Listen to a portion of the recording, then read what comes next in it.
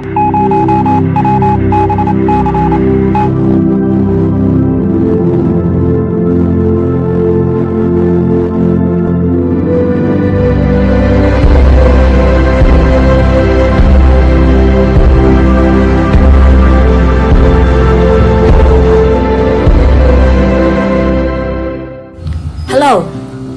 Hola. Konnichiwa. Guten Tag. 안녕하세요. Wherever you are in the world, we all have one thing in common. And that is farmers. Welcome to my vlog. I'm kidding. Stop. Okay? This is just a video presentation. And I have my well-loved and esteemed Professor Attorney Alex Teherera to thank for, giving me this opportunity to showcase my filmmaking talent. Enough about my talent. In this video presentation, I'll be discussing the case of Hacienda Luisita Incorporated versus PARC or the Philippine Agrarian Reform Council. Hacienda Luisita was a 6,443 hectare tract of land which was owned by Compañía General de Tabacos de Filipinas or the Tabacalera. It is situated in the province of Tarlac. How big is a tract of land which is about 6,500 hectares? Let's take a comparison.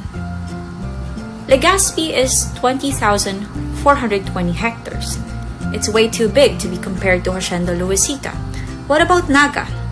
Naga City is 8,448 hectares, so almost 8,500 hectares. Basically, Naga City, right here, the Hacienda Luisita is about three-fourths of the area of Naga City. So, it's about this portion over there, okay? If you get rid of this portion here, this is how big Hacienda Luisita is. Imagine, it's way too big to be a property of a corporation. In 1957, the Spanish owners of Tabacalera offered to sell Hacienda Luisita as well as their controlling interest in the sugar mill within the hacienda, which was then bought by the Tarlac Development Corporation or the TEDECO. The sale was facilitated by the Philippine government through the Central Bank of the Philippines and the government insurance system with the condition that Hacienda Luisita shall be divided and sold at cost to the tenants should there be any under the Land Tenure Act. The Land Tenure Act, which was the prevailing act at the time of the sale, was abolished by the Agrarian Land Reform Code or RA 3844, which converted share tenancy to leasehold tenancy.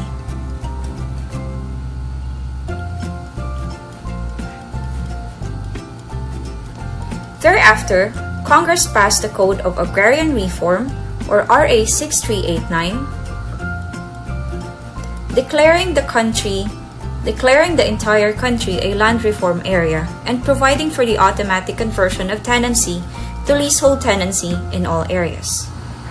Hardly a month after declaring martial law in September 1972, then President Ferdinand Marcos issued Presidential Decree No. 27, which allowed tenant farmers to either purchase the land they tilled or shift from share to fixed rent leasehold tenancy.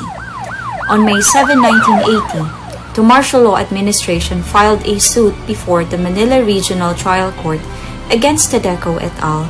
For them to surrender Hacienda Luisita to the then Ministry of Agrarian Reform, now the Department of Agrarian Reform, so that the land can be distributed to farmers. The RTC ordered TEDECO to surrender Hacienda Luisita to the MAR, or the MAR. TEDECO then appealed to the Court of Appeals. On March 17, 1988, during the time of President Corazon C. Aquino, the case was dismissed by the Court of Appeals, subject to the obtention by TEDECO of the Presidential Agrarian Reform Council's approval of a stock distribution plan that must initially be implemented after such approval shall have been secured. So you've already heard about PARC and the SDP. PARC or PARC or the Presidential Agrarian Reform Council is a result of RA 6657. RA 6657 was enacted during the time of the late President Corazon Aquino. It is an act instituting a comprehensive agrarian reform program to promote social justice and industrialization, providing the mechanism for its implementation and for other purposes. So, RA 6657 contains PARC. What is PARC then? The PARC or the Presidential Agrarian Reform Council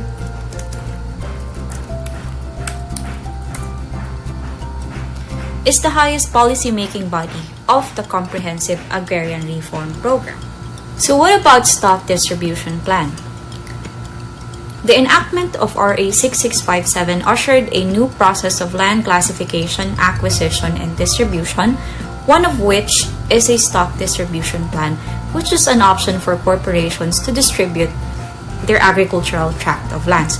So basically, the farm worker beneficiaries will then get shares of stocks which will serve as an equity or a fraction of ownership over a certain corporation to which they will get benefits. Now that we know what PARC, PARC, or Presidential Agrarian Reform Council is and the stock distribution plan or the stock distribution option is, let's go back to the case.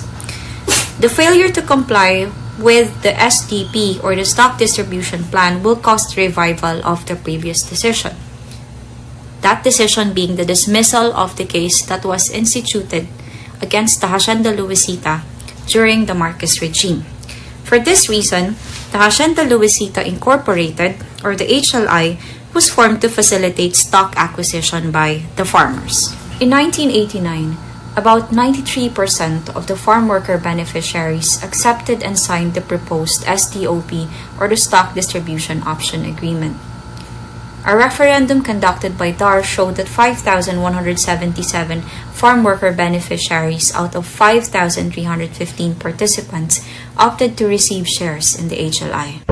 Revocation and nullification of the SDOA and the distribution of the lands in the Hacienda were petitioned as opposed to the benefits claimed by the HLI to have given to the FWBs since 1989 to 2005. The petition was ostensibly filed on December 4, 2003 by Alyansa ng mga manggagawang bukid ng Hacienda Luisita or the AMBALA. As alleged, the petition was filed on behalf of AMBALA's members, purportedly composing about 80% of the 5,339 FWBs of Hacienda Luisita. The DAR constituted a special task force to attend to issues relating to the SDP of HLI. After investigation and evaluation, the Special Task Force found that HLI has not complied with its obligations under RA 6657 despite the implementation of the SDP. For this reason, Secretary Pangandaman, DAR Secretary during that period, recommended to the PARC the recall or revocation of the SDP, and on December 2005, the latter approved and confirmed such recommendation. Thus, the instant petition of the HLI to the Supreme Court. We now go to the issue. The issue is whether or not the public respondent PARC and Secretary Pangandaman have jurisdiction, power, and/or authority to nullify, recall, revoke, or rescind the SDOA.